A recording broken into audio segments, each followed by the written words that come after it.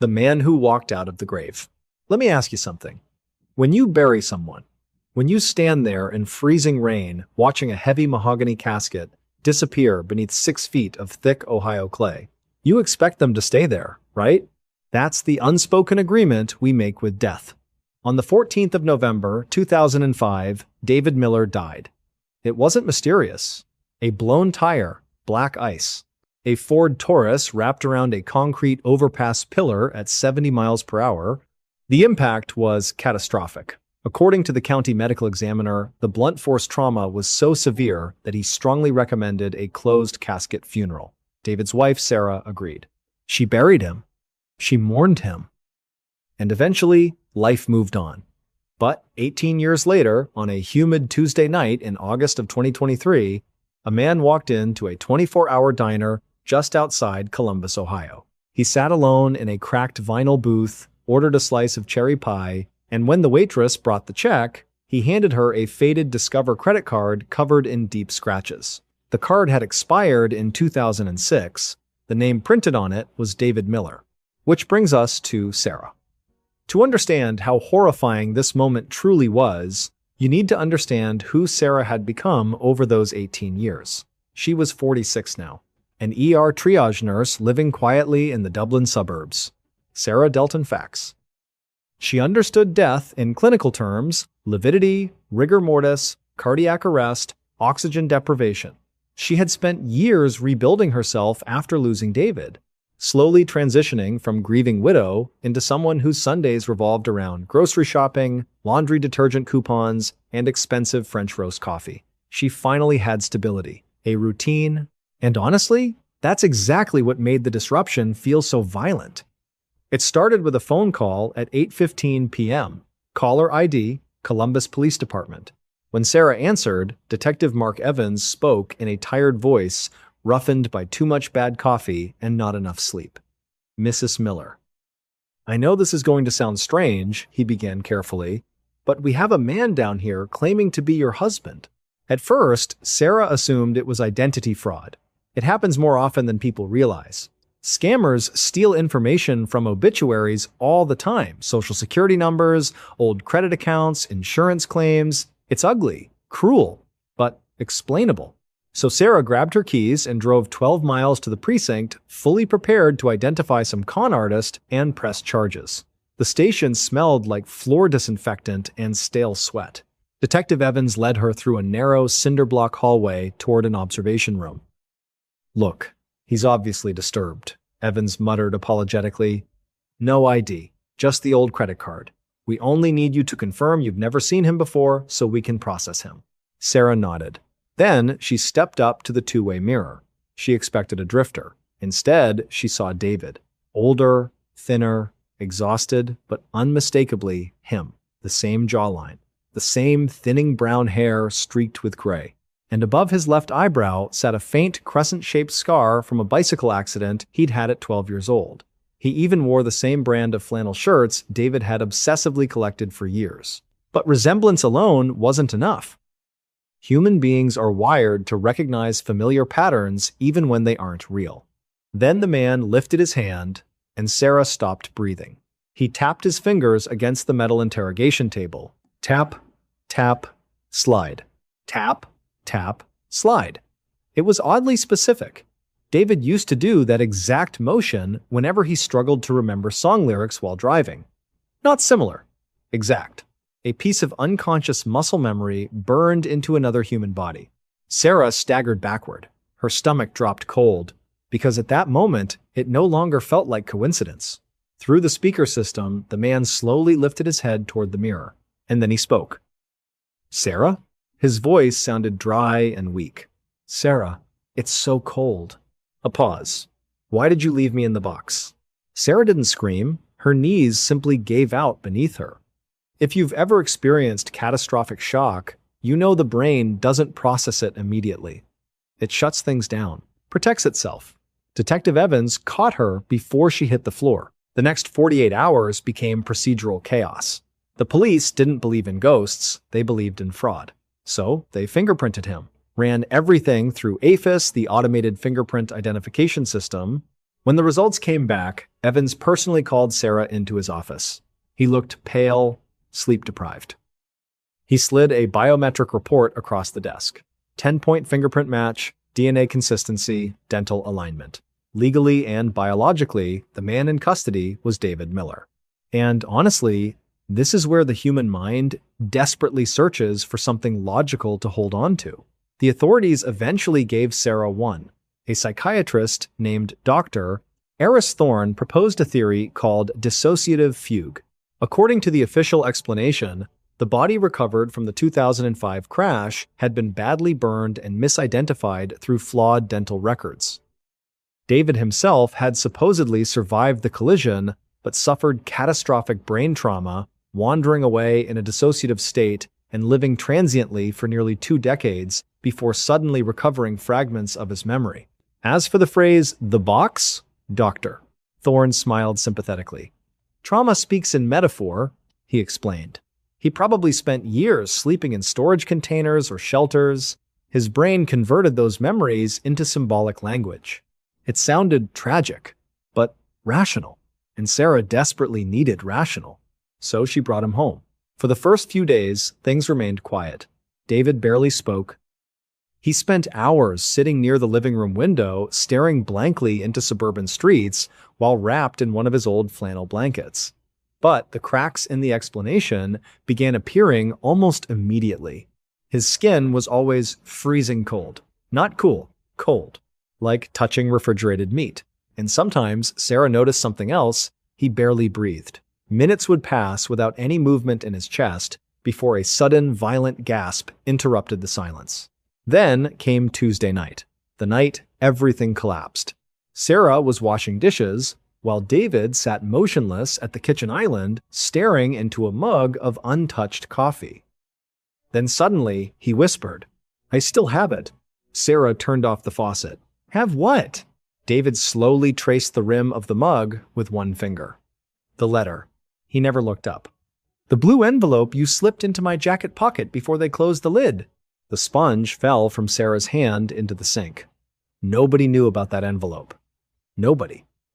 The funeral viewing had been private due to the severity of the crash injuries. Right before the casket was sealed, Sarah had slipped a handwritten goodbye letter into the breast pocket of David's burial suit. No one else had seen it. No one else could possibly know. Unless he had truly been inside the coffin. Panic is a strange thing. Cold, sharp, it cuts clean through denial. Within 24 hours, Sarah hired an attorney and petitioned for an exhumation order. 3 agonizing weeks later, on a fog-covered Thursday morning, workers arrived at Oak Hill Cemetery with a backhoe. Sarah stood trembling behind yellow caution tape as the concrete burial vault emerged from the earth. The coroner cracked the seal. The mahogany lid creaked open. Sarah expected to find another body inside. The hitchhiker, the stranger, the explanation. Instead, the casket was empty. No bones, no clothing, nothing. But that wasn't what made the coroner stumble backward and vomit into the wet grass. It was the inside of the lid. The white silk interior had been completely shredded apart. Deep scratch marks carved through the fabric and wood. Dark brown stains of dried blood soaked into the lining. And embedded inside the splintered mahogany were dozens of broken human fingernails. Honestly, the human brain is not designed to process something like that. Because the moment you look down into that coffin, one horrifying realization tears straight through every psychological defense mechanism you have. David Miller had not died in the crash. The original medical report had been wrong, rushed, careless. He had likely fallen into a state of traumatic catalepsy, a condition so severe that his heartbeat and breathing became nearly undetectable with the limited equipment available in that small county morgue back in 2005. He woke up underground, alone, in total darkness. The claw marks were proof of his final hours alive. Panic, suffocation, absolute terror. But that realization creates an even worse question.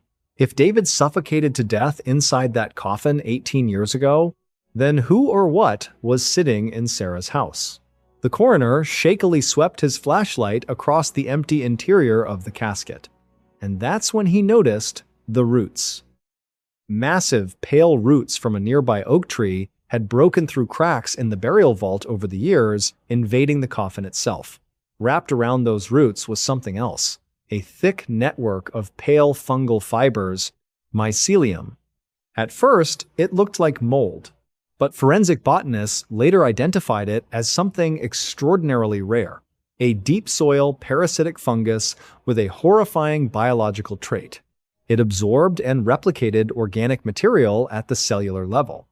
For 18 years, the fungal network had slowly consumed David's corpse beneath the cemetery. When it reached the brain, it absorbed neural tissue too. Fragments of memory, the blue envelope, Sarah's voice, fear, pain. And eventually, after consuming everything, the fungal mass reconstructed itself into a crude biological imitation of the man it had devoured. That explained the freezing skin, the unnatural breathing. There were no lungs inside that body, no organs, just an elaborate colony of roots and fungal tissue imitating human life. Sarah sat in her car outside the house for nearly 20 minutes after hearing the explanation. The engine idled softly in the driveway. She stared at the warm yellow glow spilling from her living room windows. Her husband had died, buried alive in unimaginable terror. And she had unknowingly brought home the thing that consumed him. Finally, she forced herself inside. The moment she opened the front door, she noticed the temperature. The house felt damp, cold. The air smelled like wet soil, rotting leaves, and mildew. David was no longer sitting on the couch. He stood motionless in the kitchen corner with his back facing her. His movements looked wrong now, jerky, rigid, as though his joints didn't fully connect correctly. Then came the sound. A dry, clicking noise, like branches creaking in winter. Slowly, the figure turned its head. Its mouth split open far wider than human anatomy should allow. The corners tore downward unnaturally. Inside, there were no teeth, no tongue.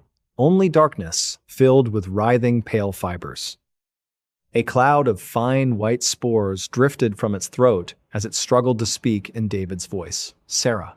The sound cracked like dead leaves scraping asphalt. Down there. A wet, rattling inhale. It was so cold. The Retainer. A murder foretold. It was a Tuesday afternoon in late October. The kind of dreary, overcast Pennsylvania day where the sky looks like a sheet of wet aluminum. Marcus Thorne, a mid-level defense attorney working out of a strip mall office in Bucks County, was sorting through a stack of junk mail and nursing a lukewarm cup of diner coffee. The bell above the glass door chimed. In walked Elias Vance. Elias wasn't a stranger to Marcus. He was a former client, a guy Marcus had helped out with a messy, but ultimately standard divorce a few years back. Elias walked straight past the empty receptionist's desk, stepped into Marcus's office, and dropped a thick, slightly crumpled manila envelope onto the center of the desk. It landed with a heavy, muffled thud. Marcus looked at the envelope, then up at Elias. "What's this, Eli?" Elias didn't sit down. He looked exhausted. His eyes were bloodshot, and he had the frantic, vibrating energy of a man who hadn't slept in days. "That's $10,000 in cash," Elias said, his voice deadpan. "It's a retainer." Marcus chuckled, thinking it was a joke. "A retainer for what?" "You planning on robbing a bank?" "No," Elias replied, leaning in closer, his hands trembling slightly as he gripped the edge of the desk. "I'm going to be murdered. Probably by the end of the week. When it happens, I want you to use that money to find the person who did it. Because the cops aren't going to look hard enough. Normal world? And honestly, if someone walks into your office and says something like that, your first instinct isn't to call the police. Your first instinct is to think, this guy is having a mental breakdown. To understand why this was so deeply unsettling, you have to understand who Elias Vance was. Elias wasn't involved in organized crime. He wasn't running drugs across state lines. He was a 42-year-old general contractor. He was the kind of guy you'd see at the hardware store at 6 in the morning, loading 2x4s into the back of a beat-up, dark blue Ford F-150. He was 6'2", usually covered in a thin layer of drywall dust, and he coached his son's Little League team every Saturday at the community park. He lived in a modest, split-level home in a quiet subdivision where the biggest neighborhood drama was usually about property lines or unkempt lawns. He was, by all accounts, entirely ordinary, a guy deeply embedded in the American suburban sprawl. He drank his coffee black, paid his alimony on time, and spent his Sunday afternoons watching football. There was absolutely nothing in his background that suggested he was in any kind of danger, which is why Marcus Thorne didn't believe him. He told Elias to sit down, offered him a glass of water, and tried to talk him down. He figured Elias was just stressed, maybe dealing with a bad business deal or a dispute with a subcontractor, but Elias refused to take the money back. He just turned around, walked out the door, and drove away. The first disturbance, looking back, the signs that something was wrong had started about 3 weeks earlier. It began with a subtle shift in Elias's routine. He was a creature of habit. Every morning at exactly 5:30 a.m., he would stop at a little roadside diner off Route 309 for breakfast. But suddenly, he stopped going. He started parking his truck 3 blocks away from his own house, walking the rest of the way in the dark. And then, there was the incident at the lumberyard.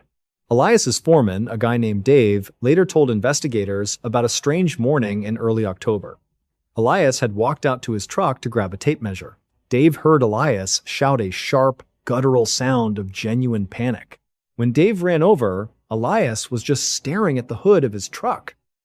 Sitting right in the center of the hood was a dead crow. Now, a dead bird isn't inherently a threat. Birds hit windshields. But this bird hadn't fallen from the sky. Its wings were neatly folded, and wrapped tightly around its neck was a piece of bright blue electrical tape. It was placed there, deliberately. Dave asked if he should call the cops. Elias just quickly swept the bird into a trash bag, his hands shaking, and mumbled something about kids playing a sick prank. But Dave noticed something else. As Elias looked around the empty parking lot, his eyes were darting from car to car, scanning the tree line. He wasn't annoyed, he was terrified. And that brings us back to the manila envelope sitting on Marcus Thorne's desk. $10,000 in crisp, $100 bills, a down payment on a murder investigation for a crime that hadn't happened yet. 3 days after Elias walked out of that law office, the phone on Marcus's desk rang, escalation and red herrings. The phone on Marcus's desk rang. It was Detective Sarah Miller from the County Sheriff's Department. Marcus had known her for years. Usually, her calls were about routine procedural stuff, a client's DUI, a missing signature on a deposition. But this time, her voice was flat, heavy.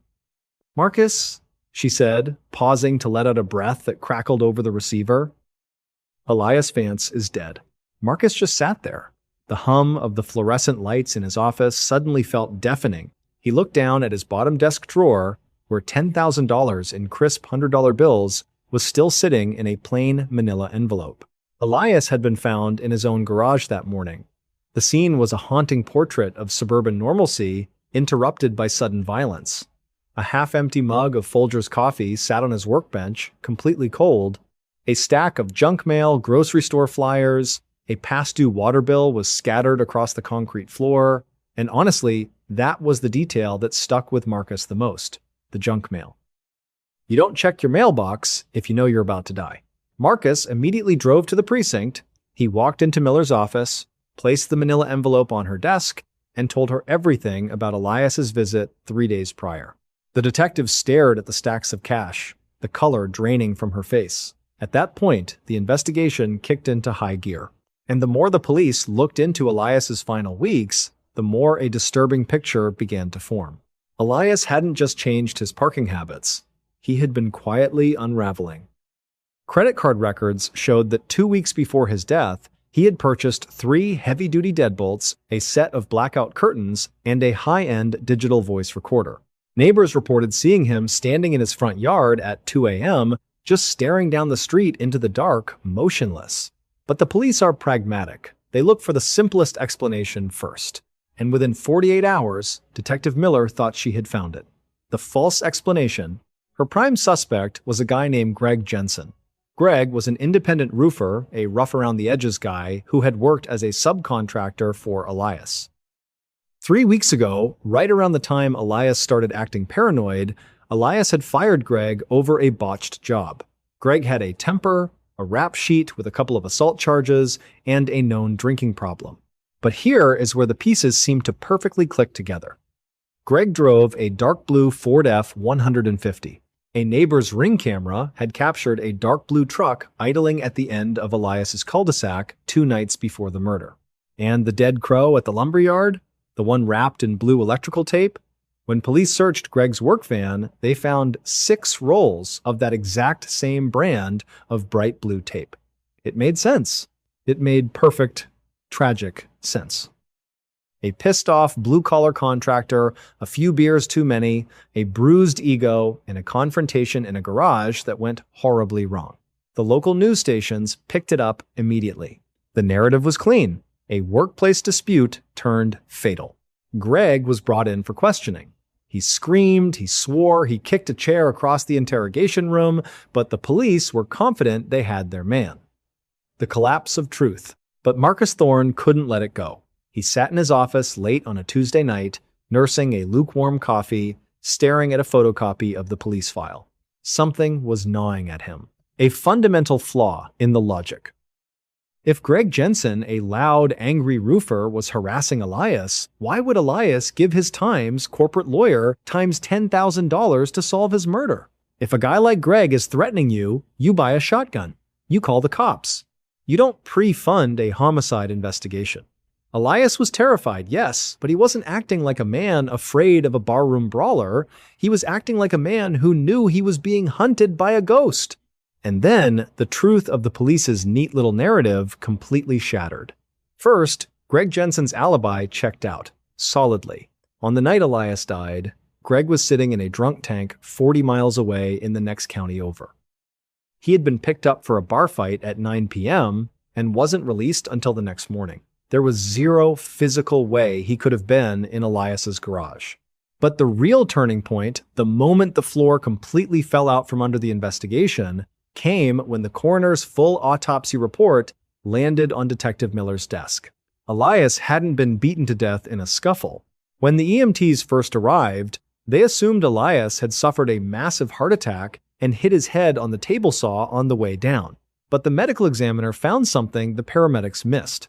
Hidden perfectly in the hairline, right behind Elias's left ear, was a puncture wound. It was a single, suppressed, .22 caliber gunshot executed at point-blank range. No struggle, no forced entry. The killer had walked in, executed a flawless professional hit, staged the body to look like an accident, and vanished into the suburban night. Greg the roofer didn't know how to do that. Almost nobody knows how to do that. Which brings us back to the money. Marcus finally took the rubber bands off the stacks of $100 bills Elias had given him. He hadn't really looked at them before, but under the bright desk lamp, he noticed something impossible. The serial numbers. They were completely sequential. Marcus called in a favor from a buddy who worked in federal compliance at a major bank. He gave him the serial numbers to trace. 2 hours later, his friend called back, sounding incredibly nervous. Those bills hadn't been withdrawn from Elias's local credit union. In fact, they hadn't been in public circulation at all. They were traced back to a bulk cash withdrawal made 3 months prior from a shell corporation tied to a massive offshore account in the Cayman Islands. Elias Vance, the ordinary guy who paid his alimony on time and watched football on Sundays, had access to ghost money, and whoever he really was, his past had finally caught up with him. When Marcus handed that information over to Detective Miller, the local police hit a brick wall. Hard. This was no longer a suburban homicide involving a disgruntled roofer. This was federal. Within 48 hours, the FBI took over the case, and Elias Vance's quiet, unremarkable life was dissected under a terrifying new microscope. And honestly, this is where Marcus should have just walked away. He was a local defense attorney, not a federal investigator. But Elias had sat in his office, looked him dead in the eye, and paid him $10,000 to care. So Marcus kept digging, pulling on the threads his federal buddy had uncovered. It took 3 weeks for the truth to finally collapse the illusion of Elias Vance. Elias didn't exist before 2018. His social security number belonged to a child who died in Oregon in the 1970s. His real name was Edward Vost. And Edward Vost wasn't a mid-level manager at a logistics firm. He was a forensic auditor for a massive Chicago-based shipping conglomerate that functioned as a front for a transnational drug syndicate. Vost hadn't just cooked the books, he had skimmed them.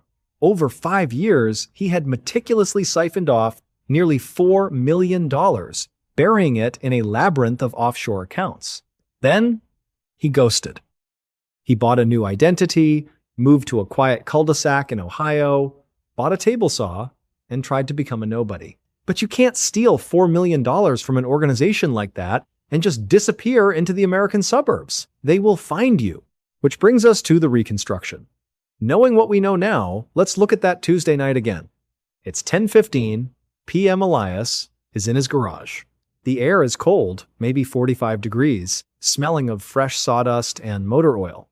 He isn't building a birdhouse. He's waiting. He's been waiting for weeks. That's why he withdrew the 10 grand. That's why he went to Marcus. He knew the syndicate had finally tracked him down. A car parks 3 blocks away. A professional steps out into the crisp autumn air. He doesn't look like a hitman from the movies. He looks like a guy walking his dog or a neighbor coming home late. He walks up the driveway, his footsteps completely silent on the concrete. Elias hears the side door of the garage creak open. He turns. He probably doesn't even have time to speak. The killer steps inside, raises a suppressed .22 caliber pistol, and fires a single shot into the hairline behind Elias's left ear. Elias drops instantly, hitting the table saw on the way down. The killer doesn't panic. He methodically kicks over the stool, nudges Elias's body to make the head wound look like a blunt force accident, turns off the main overhead light to delay discovery, and walks back out into the night. Total time inside the garage, maybe 90 seconds. It was perfect. If it weren't for a diligent medical examiner, Elias's death would have been ruled a tragic DIY accident. The syndicate would have gotten their revenge, and no one would have been the wiser. In the emotional aftermath of this revelation, Marcus was left entirely unmoored. The FBI raided his office and confiscated the $10,000, classifying it as evidence and proceeds of a crime. Marcus wasn't mad about the money. He was deeply, profoundly shaken by the vulnerability of it all. He had sat 3 feet away from a dead man walking. He looked out the window of his second-story office at the quiet, tree-lined streets of his town, realizing that the suburban sprawl was just a veneer. Monsters didn't just live in the shadows, they drove minivans, hired local attorneys, and bled out on their own garage floors. For months, Marcus couldn't shake the paranoia. Every time a new client walked in, he wondered who they really were. Every time a car idled a little too long at the red light outside his window, his heart rate spiked.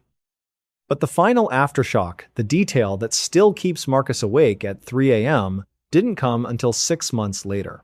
Marcus was doing an end-of-year purge of his files. He pulled out the original manila envelope Elias had used to bring in the $10,000. The FBI had taken the cash, but they had left the empty envelope behind on his desk, deeming it irrelevant. Marcus was about to toss it into the shredder when he felt something rigid near the bottom seam. He grabbed a letter opener and sliced the thick paper open. Tucked perfectly inside a false bottom was a tiny, micro SD card wrapped in a piece of notebook paper. Marcus unfolded the paper. On it, written in Elias's neat, methodical handwriting, was a single IP address, a 2-4-word cryptographic seed phrase, and a short message. If you're reading this, the $10,000 did its job. They took the bait, and the cops are looking at the shell company. The rest of the money is in this wallet. Keep it. But whatever you do, don't let them know you have it. Marcus stared at the paper. His breath hitched. Elias hadn't just hired a lawyer. He had used Marcus as a decoy to distract the feds and the syndicate, while quietly passing the actual $4 million right into his hands. Marcus slowly lowered the paper, the silence of his office suddenly deafening. He looked out the window. Across the street, parked next to a fire hydrant, a dark gray sedan with heavily tinted windows was idling. It had been there for 20 minutes. The 2:32 p.m. anomaly, inside the more footage, they say that right before a massive tornado hits, the air smells like fresh-cut grass and ozone. It's a cruel trick of nature, really. You step outside, take a deep breath, and for a split second, it feels like a perfect spring afternoon.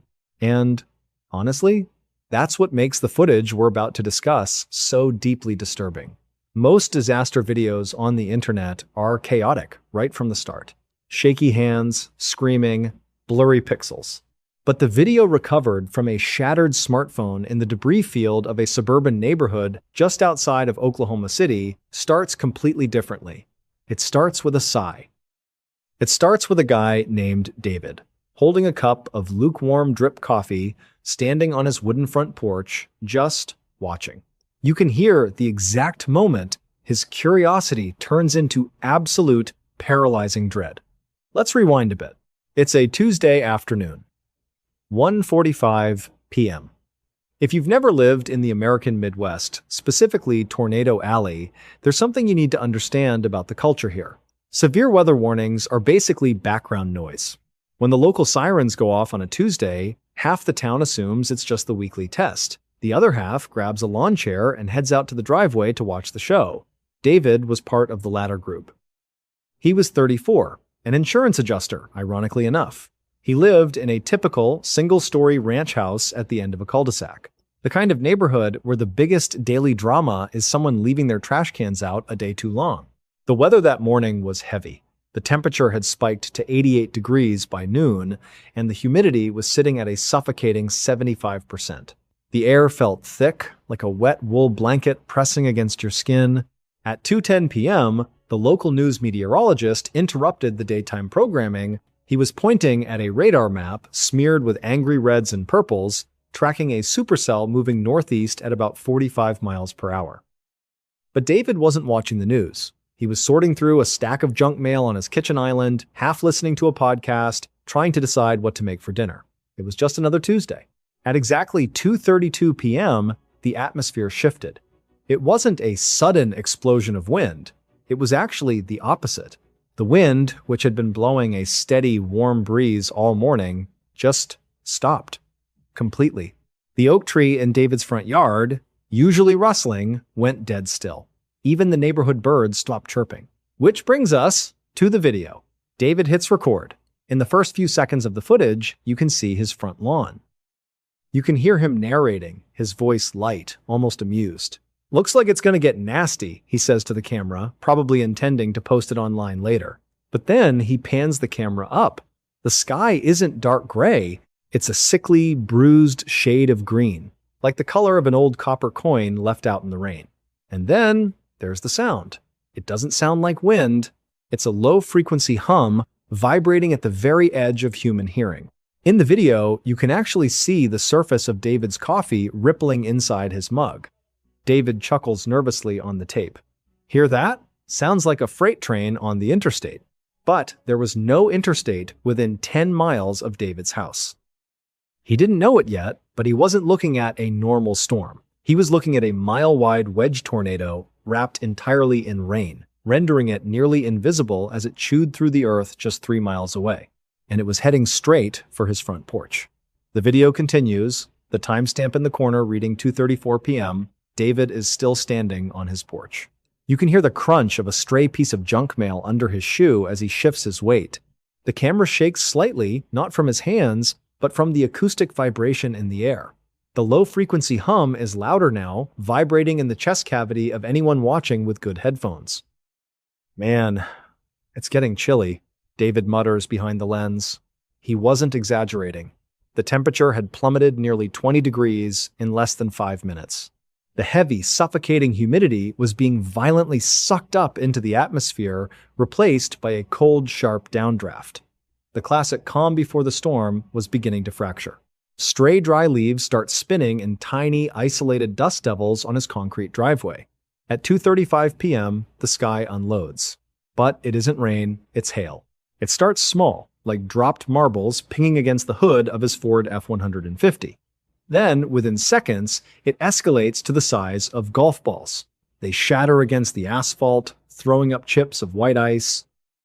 David instinctively retreats a few steps back, taking shelter under the overhang of his porch. You hear his voice on the recording, sounding more annoyed than afraid. "All right, just a bad hailstorm, probably going to dent the truck. I should go move it into the garage." It's a perfectly human, perfectly flawed reaction. He actually contemplates walking out into that barrage to save his vehicle. When faced with unprecedented danger, our brains often default to the mundane. We refuse to process mortal peril until it's staring us right in the face. David rationalizes the deafening roar building in the distance. To him, it's just the sheer volume of hail hitting the roofs of the sprawling suburban subdivision. He reaches for the screen door handle, presumably to go inside and grab his keys. Then, the power grid fails. It doesn't just go dark. A cascade of transformers blows in the distance, bright, violent flashes of blue and green illuminating the bruised sky. Pop, pop, pop. It looks like flashbulbs going off in a massive dark stadium. The podcast playing from his kitchen window cuts out instantly.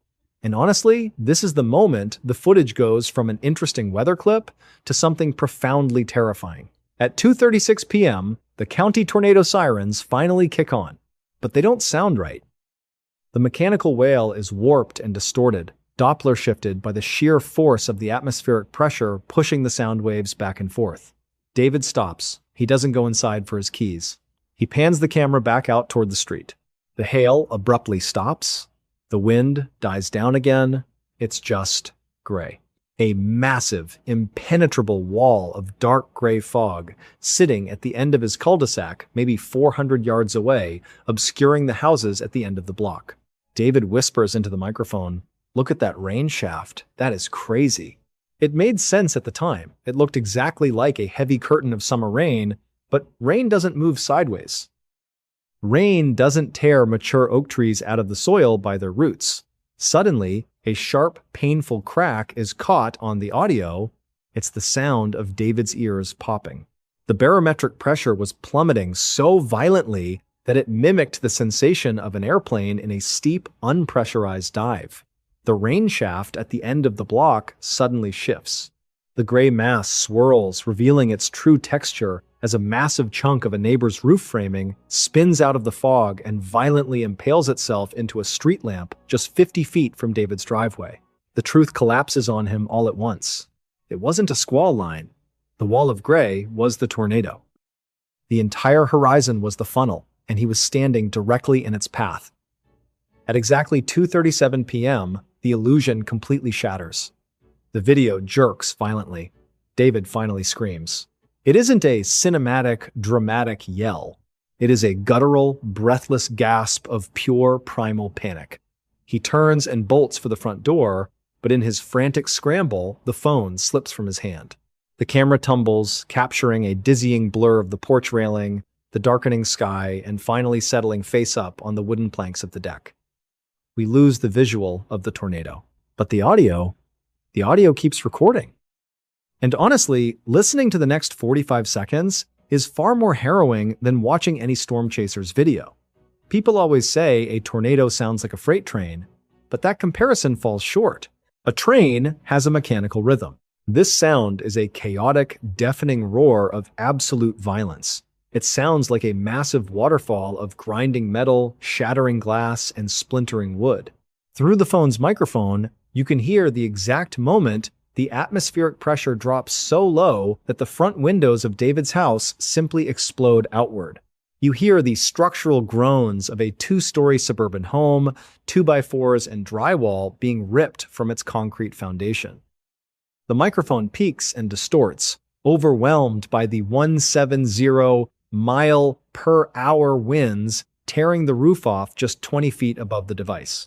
Then, as quickly as it arrived, the monstrous roar begins to fade.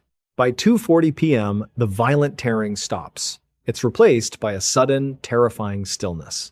The only sounds left are the relentless patter of rain, the hiss of a ruptured gas line somewhere down the street, and the frantic, heavy breathing of a man who just crawled out of his basement.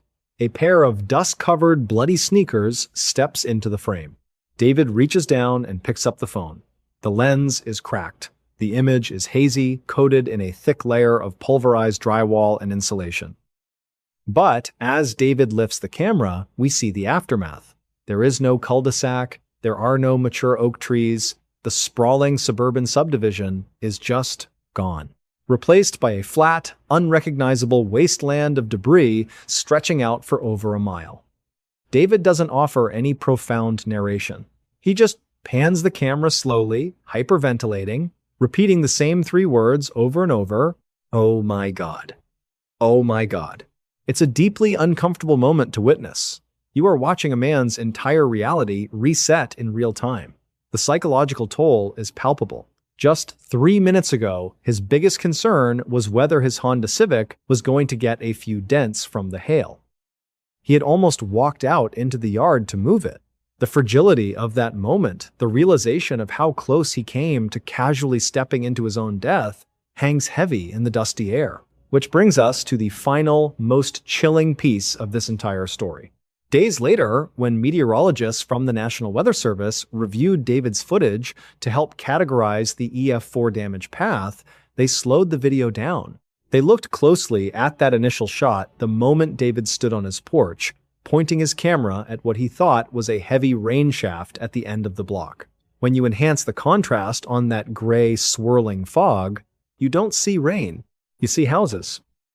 The dark shapes churning in the mist weren't weather bands. They were entire homes, vehicles, and thousands of pounds of debris suspended in the air. The neighborhood at the end of the street hadn't been obscured by the storm. It had already been erased by it. By the time David casually stepped onto his porch to check the weather, he wasn't watching the storm approach. He was staring directly at the pulverized remains of his neighbors' lives, churning toward him in the dark. It leaves you with a haunting realization. We all like to think we'll know when the monster is at the door. We trust our senses to warn us when it's time to run. But sometimes the monster doesn't look like a monster at all. Sometimes it just looks like a quiet, gray afternoon. The dead airstream, a tour announcement, gone wrong. Imagine you're sitting in your living room, phone in hand, watching your favorite creator announce their upcoming tour. It's supposed to be exciting. The livestream chat is exploding with hearts, fire emojis, and people begging for dates in their city. Then, suddenly, the mood changes. Not from the person on screen, from the audience watching. The comments shift from, "Come to Chicago," to, "Who is standing behind you?" At first, the creator laughs it off, completely unaware. But you can see it. We all could. A motionless figure standing deep in the shadows of the empty auditorium behind him. And, the worst part? When police arrived 20 minutes later, the theater doors were still locked from the inside. According to the officers, nobody else was inside the building. Honestly, the weeks leading up to a tour are chaos. You stop sleeping properly. You live off gas station, coffee, and fast food wrappers while trying to coordinate venues, flights, hotels, merch shipments, and schedules. For nearly 3 months, I had been mapping out this tour route. 30 cities, mostly small clubs and aging theaters scattered across the Midwest and East Coast. By the time launch day arrived, I was completely exhausted. Running on maybe 4 hours of sleep and a lukewarm, dark roast that tasted vaguely like burnt copper. For the live stream announcement, I wanted atmosphere, not just my apartment bedroom. So I rented the Orpheum Theater in rural Pennsylvania for a few hours. The place was incredible. An enormous decaying relic from the 1920s. Peeling gold leaf walls, 800 faded velvet seats, a stage that smelled like dust, mildew, and ancient wood. Perfect for the vibe I wanted. I arrived around 9 p.m. The caretaker, an older man named Frank, let me inside, showed me the breaker panel, then pointed toward the front entrance. "Lock the deadbolt when you leave," he told me. He chained the lobby doors from the outside and left me with access to a single rear alley exit. After that, I was alone. Just me, a laptop, a ring light, camera gear, and the suffocating silence of an empty theater. At exactly 10 p.m., I clicked Go Live. The energy was amazing. The chat flew by faster than I could read it. I was announcing dates, joking with viewers, answering questions. Everything felt smooth. Natural. You know that rare moment during a live stream where your brain finally locks in and everything clicks? That was me. Then, around 15 minutes in, something changed. Not technically, the stream quality stayed fine, but the comments shifted. Buried between excited messages, one user typed, "Is someone else there with you?" I laughed. Literally laughed out loud. "Nope," I joked into the camera. "Just me and the ghosts of the Orpheum." At the time, it felt like classic livestream trolling. Old theater, dark shadows, haunted building jokes, but then more comments appeared. Look at the balcony. Dude, there's someone upstairs. Upper left balcony. I glanced past the glow of my ring light into the darkness beyond the stage. And honestly, that's the problem with ring lights. They illuminate you perfectly while turning everything else into a wall of blackness. I couldn't see anything. Then I heard it. Cree! The unmistakable groan of a heavy wooden theater seat folding downwards somewhere in the upper balcony. I froze instantly. My hand literally stopped over my keyboard. You have to understand how theaters like the Orpheum are built. Back in the 1920s, acoustics mattered more than speakers. Every surface was designed to carry sound perfectly. A whisper on stage could travel all the way to the back row. So when that wooden seat creaked open above me, it didn't sound distant. It sounded close enough to touch.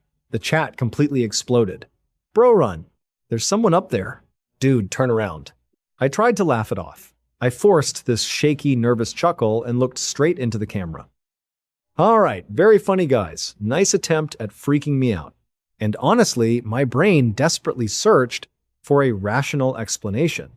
Frank had mentioned the old steam boiler system beneath the theater. The temperature outside had dropped to 38 degrees that night, meaning old pipes were probably contracting. Old buildings settle too. Drafts shift things around. One loose, spring-loaded seat moving on its own suddenly sounded believable enough for me to calm down. It's probably the pipes, I told the stream. For about a minute, I actually believed it. The chat slowed slightly. Some viewers agreed it was probably just the building. I took a sip of stale coffee and looked down at my notes again. Okay, moving on. October 14th, we'll be in... Thud. I stopped speaking. Thud. Thud. Footsteps. Heavy footsteps. Not random noise, not pipes, not settling wood. Someone wearing heavy boots was walking down the balcony stairs toward the edge overlooking the stage. My stomach dropped instantly. I grabbed my phone, switched on the flashlight, and aimed the beam upward. The LED light sliced through floating dust particles, briefly illuminating the peeling balcony railing. And then I saw it. A figure, tall, broad-shouldered, standing perfectly still at the edge of the balcony, leaning forward and staring directly down at me. I genuinely stopped breathing. The live stream chat had become a solid wall of white text racing across my screen, but I couldn't look away from the silhouette above me. The figure didn't move, didn't hide, didn't run, and honestly, that was the most terrifying part. The calmness. Most trespassers panic once they're discovered. This person just stood there silently watching me from 30 feet above the stage. Then slowly, the figure raised one hand over the railing. At first, I thought it was a weapon. My muscles tensed, ready to dive behind the desk. But then a faint bluish glow illuminated the hand. A smartphone. The figure tilted the screen toward me.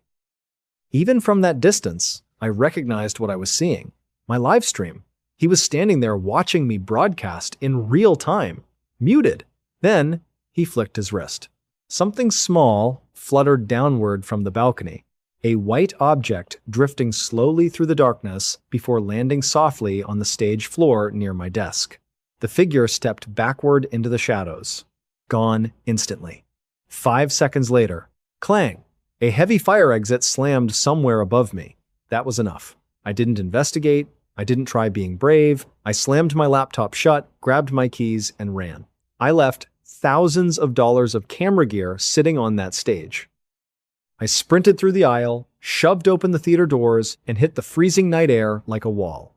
Inside my rental SUV, my hands shook so violently I dropped my phone twice trying to dial 911. The police arrived about 15 minutes later. 2 patrol cars, flashing lights reflecting across the empty parking lot. I stayed inside the SUV while officers searched the building. 20 minutes later, a young deputy returned to my car. "Building's empty," he told me. Apparently, the upper fire exit had been propped open with an old paint can leading into the alleyway behind the theater. Whoever the man was, he had already disappeared. But the deputy held something inside a clear evidence bag. "We found this where you said the suspect dropped it." He shined his flashlight across the plastic, and my blood went cold. Inside the bag was a printed spreadsheet, my unreleased tour itinerary. Not the public announcement version, the private internal schedule. Dates, venues, hotels, travel information, everything. Beside the October 14th, stop the exact date I had been reading aloud when the footsteps started, someone had drawn a thick red circle. Next to it, written in jagged block letters, "See you there." At that moment, the situation stopped feeling random. This wasn't a squatter. This wasn't a prank. Someone had hacked our internal schedule, tracked my location to a tiny Pennsylvania town, and hidden inside a dark theater waiting for me to go live. The police escorted me back inside to retrieve my equipment. While searching upstairs, they discovered something else. Inside the projection booth behind the balcony sat fast food wrappers, empty water bottles, and a sleeping bag. The guy had been living inside the theater for days. I canceled the rest of the live stream immediately. Security was increased for every stop on the tour. And for the next 3 months, I spent every meet and greet scanning crowds for a tall, broad-shouldered man whose face I had never clearly seen. But honestly, the detail that still keeps me awake at night isn't the silhouette in the balcony. It's what I discovered the next morning. I was sitting alone inside a brightly lit diner reviewing the archived stream footage. I wanted to pinpoint exactly when the audience first noticed the noises upstairs, so I scrubbed back to the beginning. The first 20 minutes looked normal. Me laughing, drinking stale coffee, reading tour dates.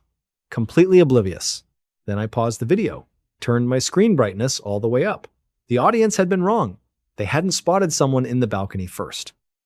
Barely visible in the darkness behind the stage curtains, roughly 15 feet behind my left shoulder, the silhouette was already standing there, motionless, watching me. For 20 straight minutes, that man had been standing on the stage behind me, before quietly walking up the stairs to the balcony. Top 5 bingeable scary stories.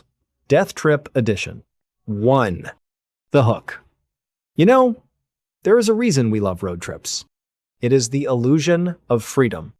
The idea that you can pack your life into a trunk and outrun whatever is stressing you out. But the story I am about to tell you, it ends in a way that is so profoundly disturbing, I actually debated leaving it off this list entirely.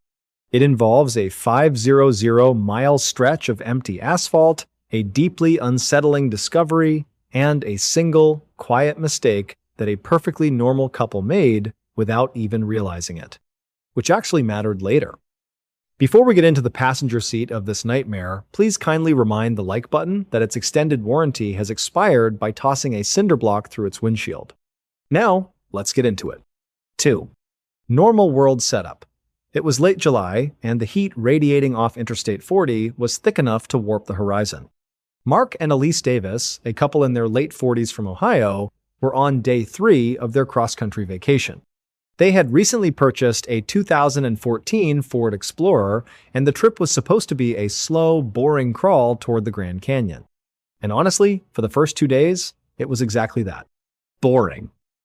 They drank stale, lukewarm gas station coffee, listened to hours of crackly AM sports radio, and sat in comfortable, mundane silence.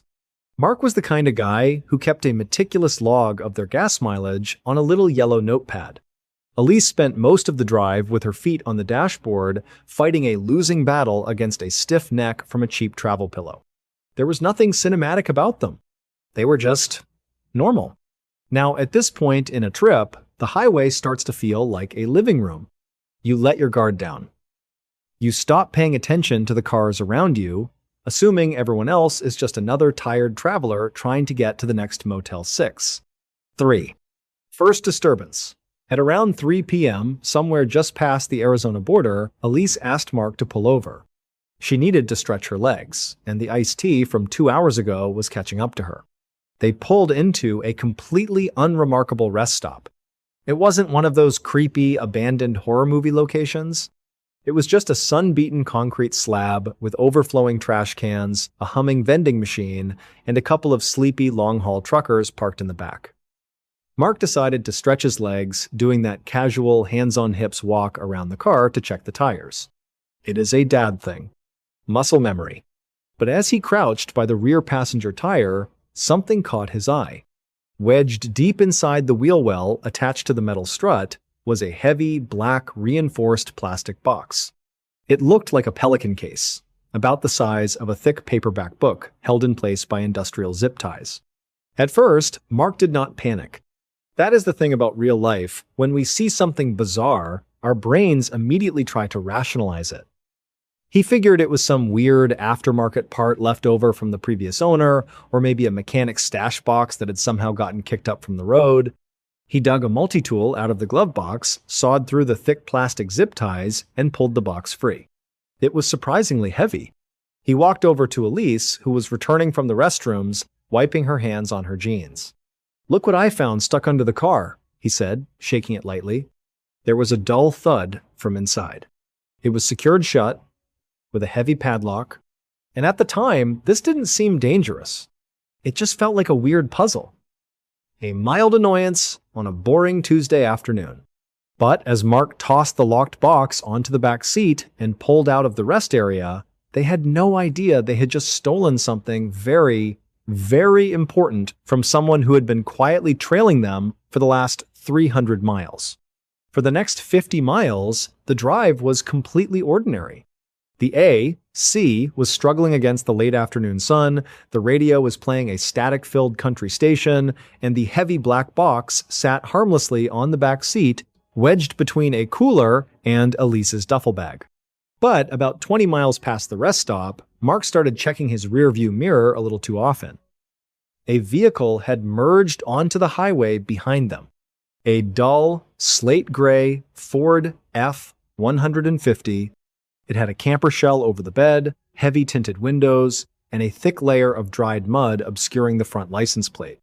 At first, Mark didn't say anything to Elise. And honestly, why would he? You don't want to be the guy who ruins a road trip by being paranoid. He just adjusted his grip on the steering wheel, took a sip of lukewarm coffee, and tried to focus on the road. But every time he sped up to pass a slow-moving semi, the gray truck sped up. Every time he dropped his speed to 55, the truck held its distance perfectly. Always 3 car lengths back. Always matching their rhythm. Elise finally noticed. She looked up from her phone, rubbing her stiff neck, and saw Mark's eyes darting to the mirror again. The silence in the car had shifted.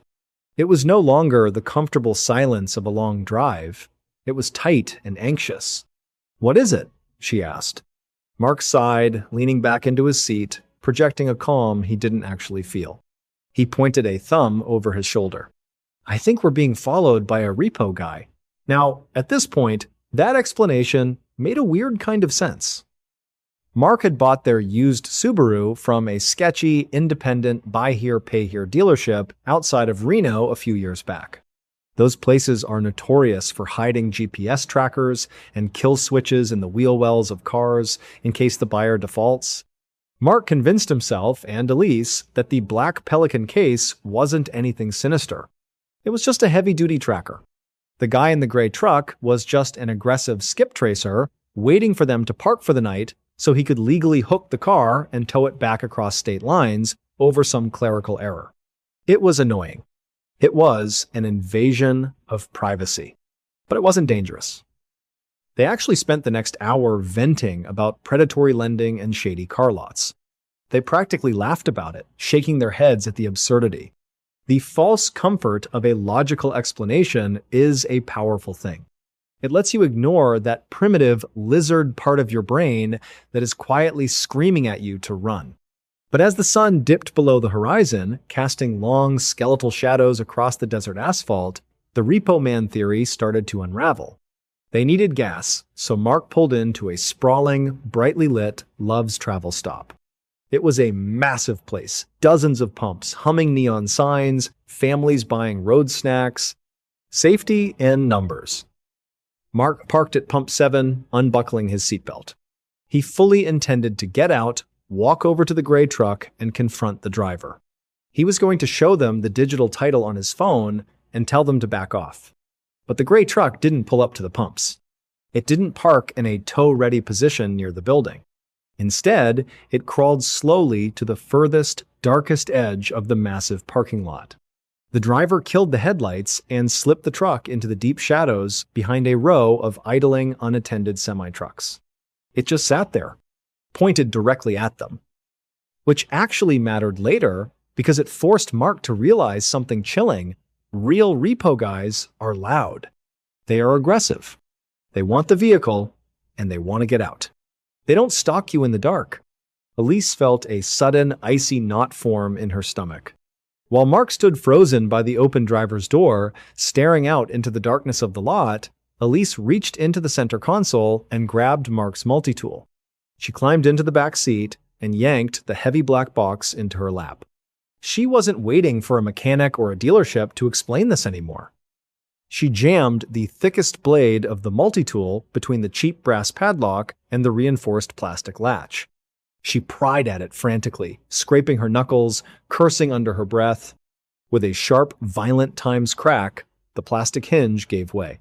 She popped the dual latches and pulled the lid open. And that was the exact moment the bottom fell out of their world. There was no wiring inside. No blinking GPS light. No magnetic mount. Inside, nestled in precisely cut, high-density acoustic foam, was a coiled length of heavy-duty steel wire, a hunting knife with a serrated edge, a roll of silver duct tape, and a small, spiral-bound notebook. Elise opened the notebook, her hands trembling so violently she could barely turn the pages. It wasn't a manual. It was a handwritten log. It was a meticulously detailed hour-by-hour journal of their entire road trip. It listed their gas station stops, what they ate for lunch, the license plates of cars they parked next to. It described the clothes Elise was wearing 3 days ago, 5 states away. They weren't being tracked by a piece of technology. They were being hunted. And honestly, this is the part where most people would just freeze. Elise sat in the back of her own car, the harsh, buzzing neon lights of the Love's travel stop illuminating the pages of that small spiral notebook. The smell of gasoline and stale black coffee was thick in the air. At first, she couldn't process what she was looking at. The handwriting was neat, clinical. It didn't just list their license plate. It listed the yellow cardigan she wore in Ohio. It listed the exact time Mark bought a terrible gas station hot dog in Missouri. They weren't being tracked by a piece of technology. They were being hunted by a human being. Now, at this point, if you ever find a weird, locked, military-grade box zip-tied under your car, do not try to solve the mystery yourself. Just politely hit that like button, subscribe to the channel, and call the police before the tow truck gets you. Because while Elise was staring at that notebook, something outside shifted. The gray tow truck, which had been idling in the pitch-black shadows behind the semi-cabs, suddenly roared to life. The headlights didn't just flick on, they erupted into blinding, high-beam LED bars, illuminating Mark, who was still standing by pump 7 like a deer in the headlights. Realization hit Elise like a physical blow. She screamed. Not a cinematic, dramatic scream, but a guttural, panicked bark. "Get in!" Mark dropped the heavy gas nozzle. It clattered against the concrete. He didn't ask questions. He threw himself into the driver's seat, slammed the door, and stomped the gas. The car tore out of the station, tires squealing against the pavement. Behind them, the gray truck didn't rush. It just rolled slowly out of the shadows, its massive grille crossing over the illuminated pavement, watching them go. Mark merged onto the interstate at 90 miles an hour, his hands gripping the steering wheel so hard his knuckles were white. Elise was on the phone with 911 immediately, her voice shaking so badly the dispatcher had to ask her to repeat herself 3 times. The state troopers met them 20 miles down the highway, intercepting them at a brightly lit way station. The gray truck never showed up. And this is where the procedural messiness of real life sets in. There was no grand shootout. No cinematic confrontation. Just a sterile, freezing cold police substation at 3 a.m. Mark and Elise sat in uncomfortable plastic chairs, sipping lukewarm, metallic-tasting water from paper cups, waiting while an exhausted, heavy-set detective bagged the black box, the hunting knife, the steel wire, and the notebook. The detective didn't look heroic.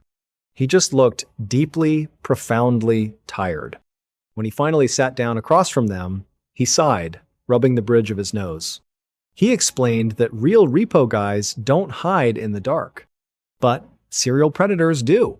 He told them that over the last 4 years, along this specific stretch of Interstate 80, 3 different couples had vanished, leaving their abandoned cars idling on the shoulder. In 2 of those cases, witnesses had reported seeing a gray, unmarked tow truck in the area. The police had assumed the truck was towing the disabled vehicles.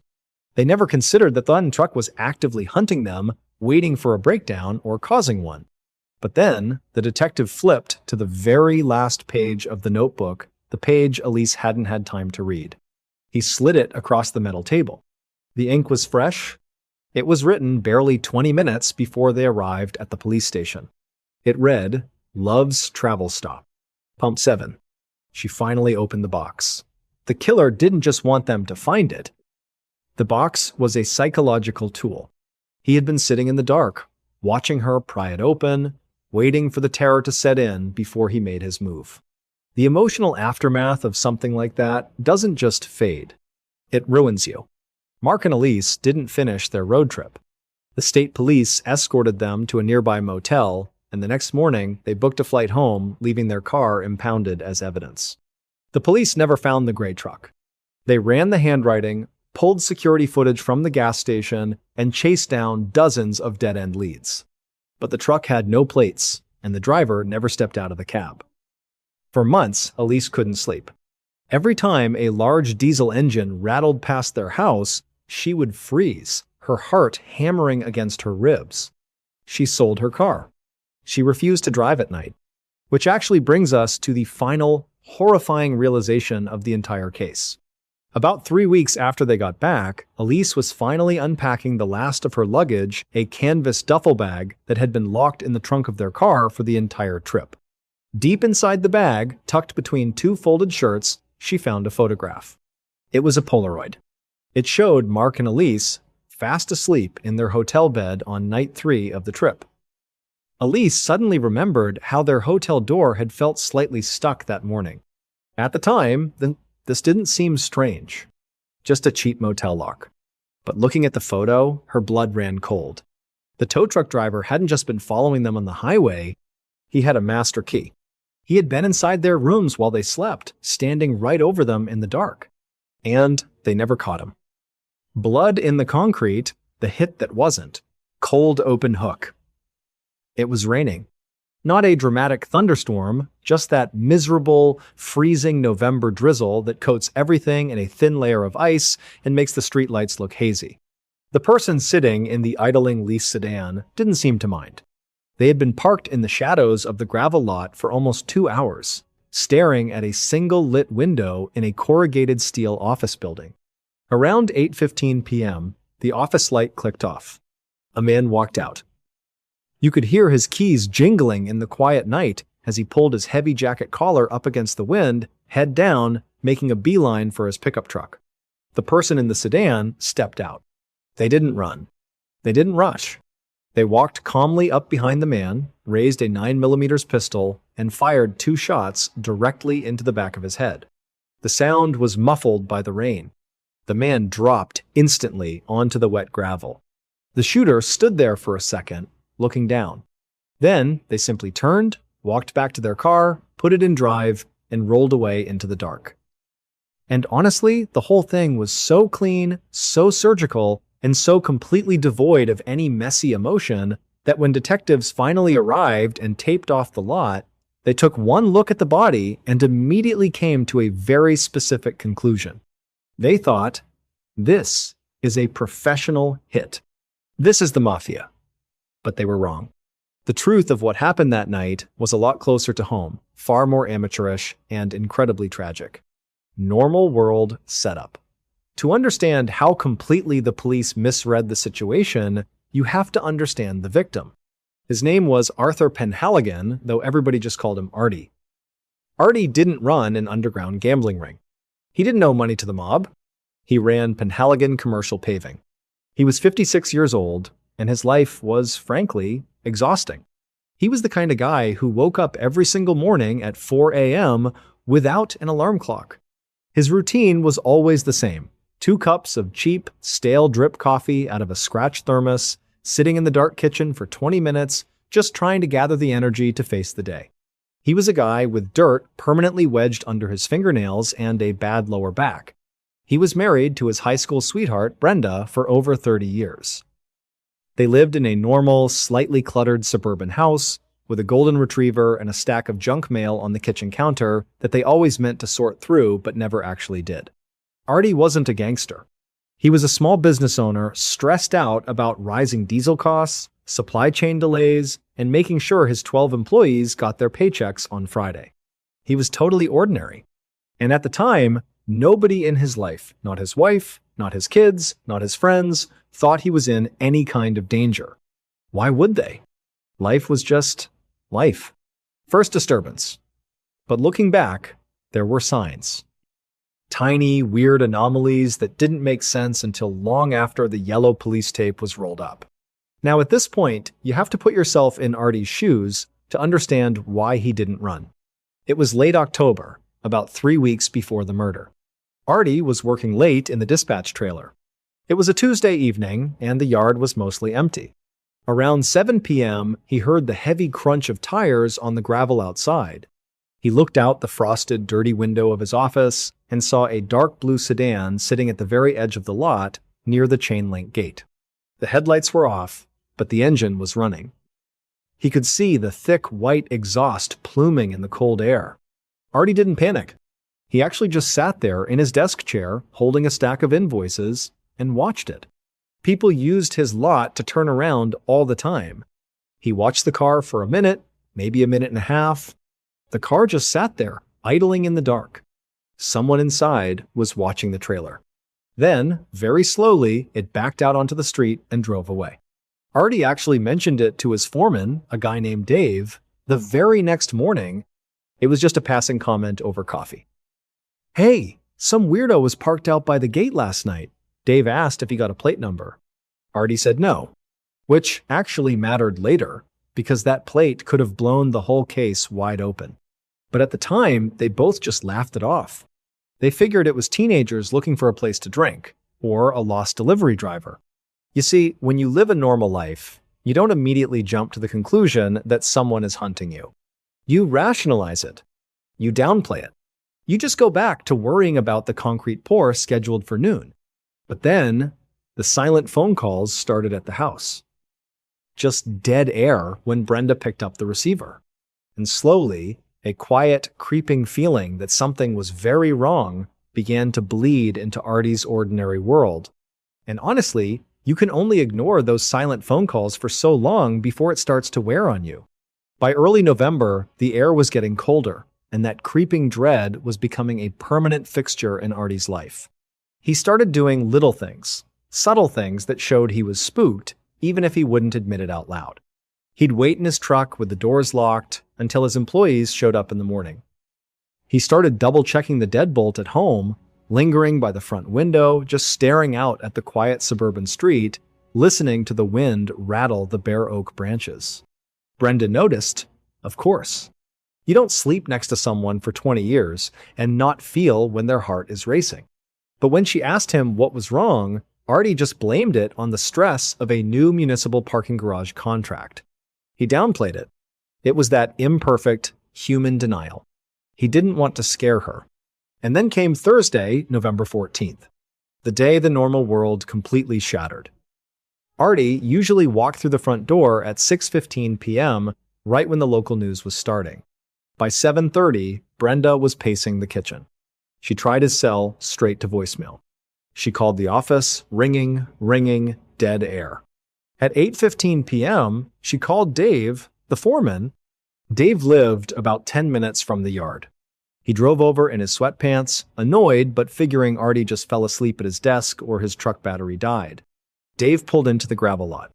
The heavy equipment was silent, casting long, monstrous shadows under the single, flickering sodium street lamp.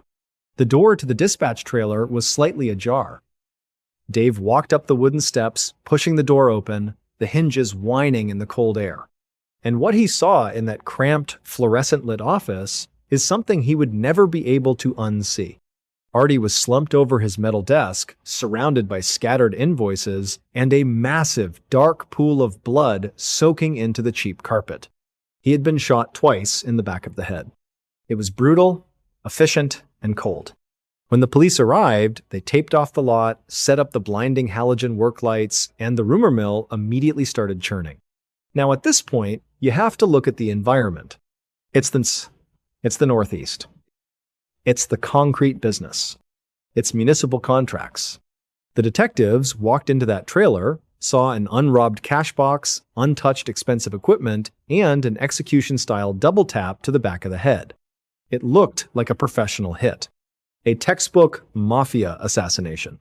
And honestly, it made total sense. The police dove headfirst into this theory.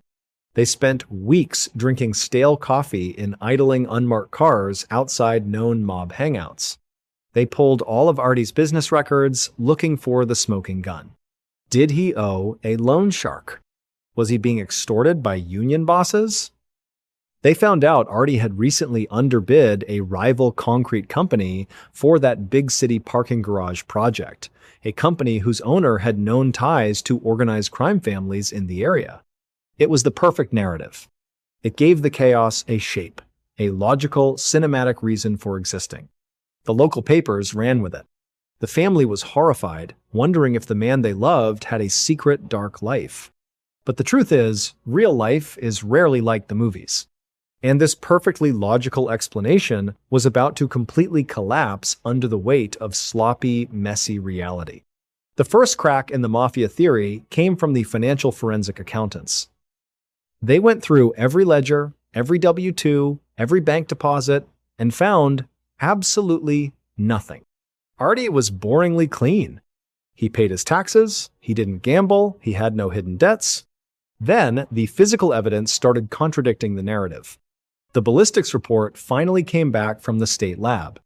The murder weapon wasn't a professional hitman's suppressed 9mm or a clean .22 caliber pistol. The killer used a 1.6 gauge shotgun loaded with birdshot. It was a chaotic, sloppy weapon that caused a wide spray effect with little pellets.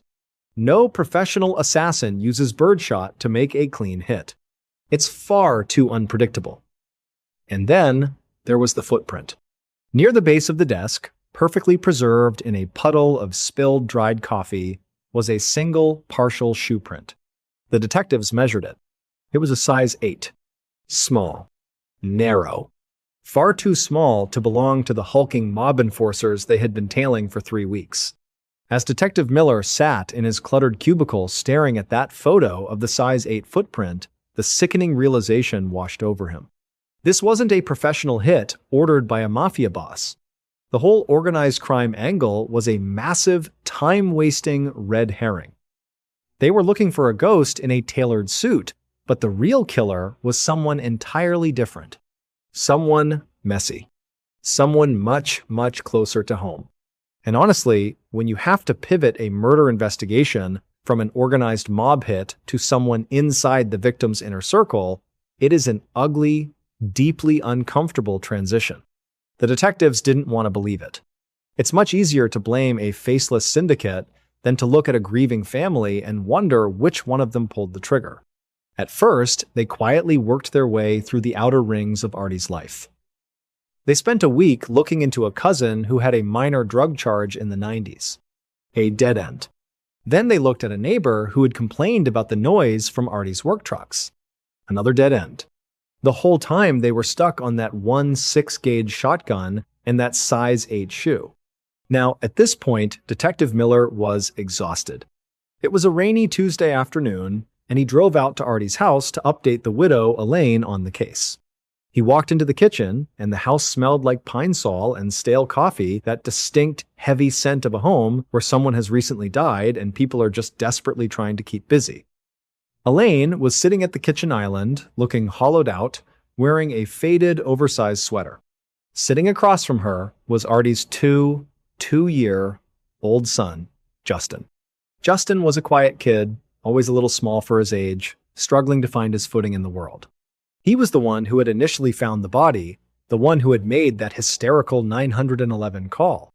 Miller sat down at the table, wrapped his hands around a cheap ceramic mug of coffee Elaine had poured him, and just let the silence hang for a moment. He looked across the table at Justin. Justin was staring at the floor, bouncing his leg nervously. And that's when Miller's eyes fell on Justin's feet. He was wearing a pair of worn-out work boots. Small, narrow, size 8. Miller's stomach gave a slow, sickening lurch. But lots of guys wear size 8, right? He tried to brush it off, second-guessing himself. He looked away from Justin's feet and scanned the kitchen island. Right in the middle of the counter was a massive, chaotic stack of condolence cards. Hundreds of them. Neighbors, friends, rival concrete companies, all sending their sympathies. Elaine had been meticulously opening them and storing them in a sturdy green and yellow cardboard box to keep them organized. Now, if you've ever been in a grieving house, you know people use whatever they can find to store things. Tupperware, shoe boxes, whatever is handy. Early on in the investigation, Miller had seen that box and thought absolutely nothing of it. It was just a family trying to manage their grief. But today, with the ballistics report burned into his brain, Though actually looked at the faded, peeling label on the side of that green and yellow box. His breath hitched in his chest. It was a vintage Remington box. 1.6 gauge. Birdshot. The exact, highly specific ammunition used to execute Artie. The breathing room in that kitchen suddenly vanished. The air felt suffocatingly thick. Miller looked from the box of shotgun shells to Justin's size 8 boots, and the entire, terrifying truth collapsed into place. This wasn't a professional hitman. It was a terrified, desperate kid. Police later reconstructed exactly what happened, and it was devastatingly sloppy. Justin had quietly racked up a massive underground sports gambling debt. Not to the mafia, just to local bookies. He was drowning. Artie had found out and threatened to cut him off entirely to let him face the consequences. And so, Justin panicked. On the night of the murder, Justin didn't walk into the office with the cold precision of a mob enforcer. He walked in trembling. He took his grandfather's old bird-hunting shotgun from the back of the garage. The air must have burned his lungs as he stood behind his father. He hesitated. His hands shook so badly, he almost dropped the weapon. When he finally pulled the trigger, the 1.6, Gage kicked back fiercely, bruising his shoulder. It wasn't a clean, surgical strike. It was a chaotic, messy blast of birdshot. Then, in a blind panic, Justin tried to make it look like a robbery gone wrong, but realized he hadn't taken the cash box. He tried to make it look like a hit, stepping in the spilled coffee by the desk, leaving that single damning footprint. The emotional aftermath of this realization fractured the family beyond repair. When Miller gently asked Elaine to step out of the kitchen, she already knew. You could see the horror wash over her face as she looked at her son. She didn't scream. She just let out this low, guttural sob and collapsed into a kitchen chair, watching the detectives handcuff the boy she had raised for murdering the man she had loved. It was an unbearable, quiet tragedy. There were no cinematic monologues, just a kid crying silently as he was led out the front door. But the final, most haunting detail, the thing that stayed with Detective Miller for the rest of his career, happened an hour later when evidence technicians were bagging up that Remington box. They had to empty out all the heartfelt condolence cards first.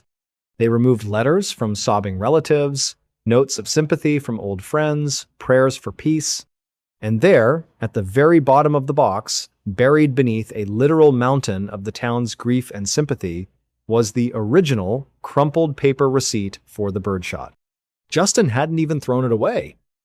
He had just buried his guilt under the sympathy of strangers, hoping no one would ever look close enough to see the monster hiding in plain sight. The echo chamber, the ironic death of Marcus Vance. If you were to pull the Highway Patrol report from the 14th of October, 2004, it reads like 100 other tragic accidents on Route 315 out of Columbus, Ohio.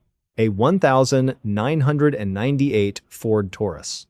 A slick patch of asphalt. A sudden loss of control at 65 miles per hour. But what the sterile, typewritten report doesn't mention is what the paramedics found sitting on the passenger seat, dusted with shattered safety glass. It was a manuscript. 300 pages of heavily annotated drafts written by the driver himself. A manuscript dedicated entirely to proving that the exact mechanism that just caused his death was a manufactured hoax. And honestly, when you realize who was behind the wheel, the story stops being a standard roadside tragedy. It becomes something almost uncomfortably ironic. Something that makes you wonder if the universe has a very dark sense of humor. Is less than BR, is greater than is less than BR, is greater than. The man in the driver's seat was Marcus Vance. If you read any local investigative pieces in the late 90s, you probably knew his byline. Marcus wasn't one of those polished, TV-ready journalists. He was the kind of guy who practically lived in a cramped, poorly lit office above a strip mall, surviving on stale black coffee from the diner next door and cheap antacids.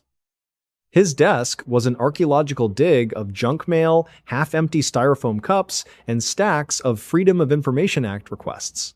He was deeply flawed, often missing his daughter's soccer games because he was chasing a lead, but he genuinely believed he was doing the right thing. He saw himself as the ultimate skeptic, the guy who would protect the American public from corporate overreach. For the last 2 years, Marcus had been consumed by a singular obsession. He was convinced that a major safety initiative, one that was being heavily lobbied for in Washington, was actually a multi-million-dollar scam designed to prey on consumer fear. He wouldn't shut up about it. He'd corner his editors, waving dog-eared printouts, arguing that the statistics were manipulated. He felt he was on the verge of the biggest exposé of his career. Is less than BR, is greater than, is less than BR, is greater than. Which brings us to the morning of the 14th. It was a Tuesday, unseasonably cold, with that heavy gray Midwestern sky that makes everything look a little washed out. Marcus was running late. He had a meeting downtown with a whistleblower, someone who supposedly had the smoking gun documents he needed to finish his book. As he backed his Taurus out of his suburban driveway, crushing a pile of damp autumn leaves, there was a sound. A sharp, metallic clink, followed by a faint, rhythmic vibration right beneath the steering column. Most people would have pulled over. Most people would have checked it out.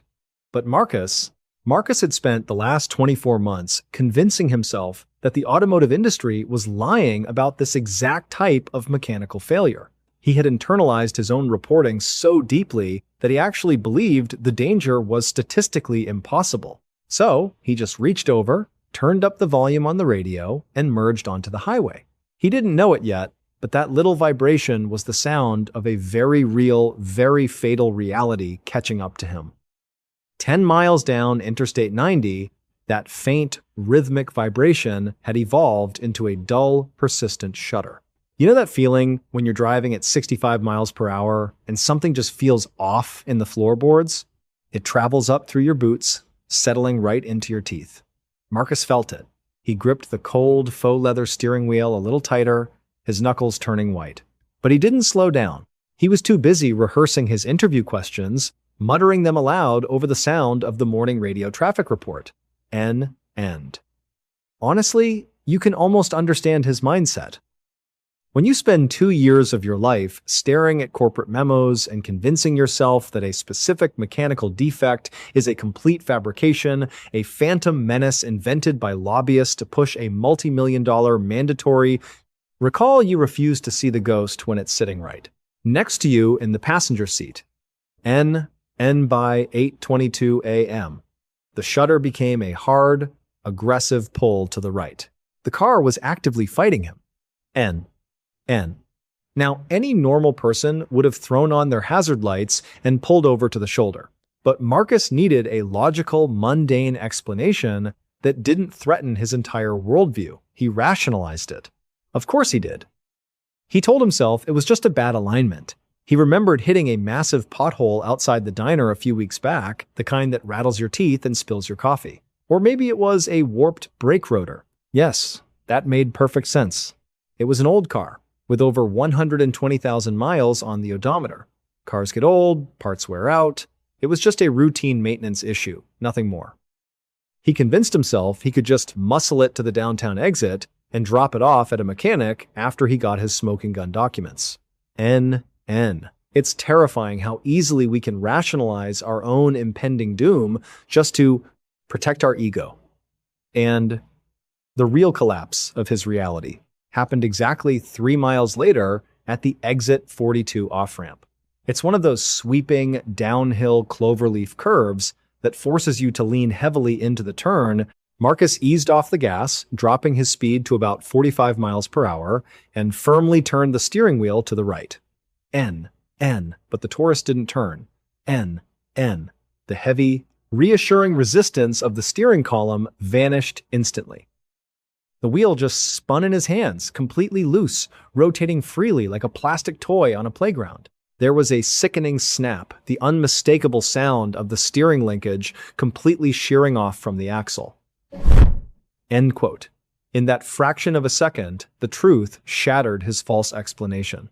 The mythical defect, the exact one he was about to expose as a statistical impossibility in his upcoming book, was happening right now in his own car. He slammed on the brakes, but physics had already taken over. 2 tons of American steel plowed straight ahead, ignoring the curve of the ramp. The car burst through the metal guardrail with a deafening metallic shriek, launching into the steep, weed-choked embankment below. The world turned into a chaotic blur of shattered safety glass, deploying airbags, and the violent, bone-rattling impact of the car slamming into a thick concrete drainage culvert. Then. Silence. Just the hiss of a punctured radiator and the smell of burnt gunpowder from the airbag deployment, and Marcus was bleeding, disoriented, and trapped in the crushed cabin. But miraculously, he was still breathing. He had survived the impossible crash. As he sat there, coughing in the smoke, a twisted sense of relief washed over him. He was alive. But what Marcus didn't realize as he reached for the door handle was that the crash wasn't the tragedy. The crash was just the setup for the darkest, most ironic punchline the universe could possibly deliver. Marcus pushed against the driver's side door. It was wedged shut, crumpled against the thick, immovable concrete of the culvert. No big deal, he probably thought. He'd just climb over the center console and get out through the passenger side. He reached down to unclick his seatbelt. He pressed the red button. It didn't move. He pressed harder, his thumb turning white with the strain. Nothing. The plastic button was completely rigid, feeling as though it had been welded into the metal housing. And honestly, this is the part of the story where the universe stops being random and starts feeling downright malicious. You see, the steering linkage failure wasn't the only anomaly Marcus was dedicating his book to debunking. The whistleblowers leaked documents, the very ones Marcus was so desperate to prove were fabricated, detailed, a fatal, cascading failure. The claim was that when the Taurus experienced a severe front-end collision, the immense kinetic energy would warp the floor pan just enough to jam the seatbelt retractor and fuse the buckle mechanism completely shut. Marcus had spent an entire chapter of his upcoming book tearing this specific claim apart. I actually have a copy of the original manuscript right here. On page 142, he calls the jammed seatbelt theory, quote, a convenient excuse for panic-induced user error by negligent drivers looking for a quick payout. But, sitting in the smoky cabin of his wrecked car, panic wasn't the issue. Physics was. Under the crumpled hood, a spark from the severed battery cable danced across a pooling puddle of leaking power steering fluid. A small, bright orange flame flickered to life. Suddenly, the situation escalated from a bad accident to a ticking clock. Marcus began to pull frantically at the nylon webbing of the belt across his chest. The official police report, case file 88, Delta notes severe friction burns on his palms and fingers. He was fighting for his life against the exact safety device he had spent the last 8 months defending in print. The fire spread quickly, feeding on the dry, weed-choked embankment and the car's synthetic oil. The cabin began to fill with thick, acrid black smoke. It's chilling to pause and think about those final few minutes, the sheer, suffocating weight of the realization that must have washed over him. He wasn't just dying, he was being murdered by his own arrogance. As the heat intensified, spiderwebbing the windshield glass, Marcus was forced to stare down at the passenger floorboard. Scattered across the rubber mats were the printed drafts of his manuscript. The very pages where he called the auto manufacturer the victim of a witch hunt were now curling, browning, and catching fire. He was trapped in the exact, statistically impossible death trap he had staked his entire career on disproving. By the time the county volunteer fire department arrived on the scene, it was over. The Taurus was nothing but a charred, smoldering husk of American steel. The emotional fallout of this case is something that still haunts the local investigative community. When the first responders finally cut the roof away with the jaws of life, they didn't just find a tragic accident victim, they found a man whose right arm was fully extended toward the glove compartment, his charred fingers frozen just 3 inches away from the latch. Which brings us to the final, sickening aftershock of this whole story. During the post-crash investigation, detectives popped open that melted glove box. Inside, sitting perfectly intact beneath a pile of old registration papers and unpaid toll tickets, was an emergency glass breaker and seatbelt cutter tool. It was a cheap, promotional freebie Marcus had received at an automotive safety convention the year before. He had the tool to save his own life, but the defective seatbelt, the one he swore on his reputation would never fail, held him exactly 3 inches too short to reach it. And the ultimate irony? 6 months after his funeral, his publisher decided to release his book anyway. They marketed it as his final unfinished masterpiece. So today, right now, you can log online and buy a hardcover copy of Marcus's book. You can flip to page 142 and read a dead man arguing with absolute, unwavering certainty that the exact mechanical failure that burned him alive is nothing more than a myth.